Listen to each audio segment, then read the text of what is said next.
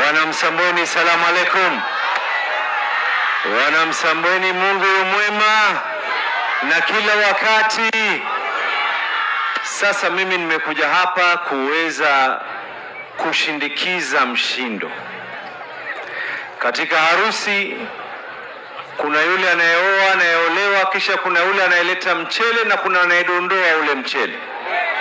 Leo watu wa Kwale siku ni yao ya harusi yao. Tukisherehekea pamoja na wao, ni mtoto wa mjomba na shangazi. Mimi nataka kuwaambia nyinyi, kwa sababu kwa muda mrefu tulikuwa ni wenye kupigana vita baina ya ODM na UDM. Nataka kuwaambia sababu gani tumeweza kuungana. Baba Raila Amolo Odinga alisema tunataka kuangalia mambo ya ardhi yaweze kutatuliwa. Hebu niambieni nyinyi, kuna baya lipi serikali ya William Samoei Ruto iwaite wale wenye ardhi katika karatasi, iwaambie nyinyi ardhi yenu iko katika karatasi? Wenyewe wenye ardhi ni wale walozikwa katika ardhi zile na ambao kwamba wenye kuishi katika ardhi zile. William Samoei Ruto ametoa amri, baadhi zishanunuliwa, nyingine zinaanza kununuliwa. Watakaoweza kurithi ni nyinyi, watoto wenu na wajukuu zenu.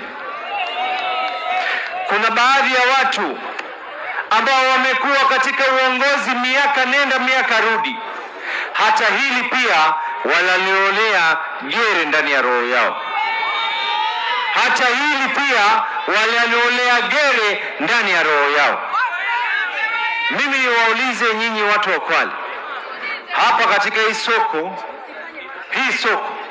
wengi wenye kufanya biashara katika soko ni akina mama, dada zetu, mama zetu, bibi zetu, shemegi zetu, ambao kwamba walioko katika upande ule mwingine. La kwanza, la pili ni kukosa heshima kwa akina mama zetu.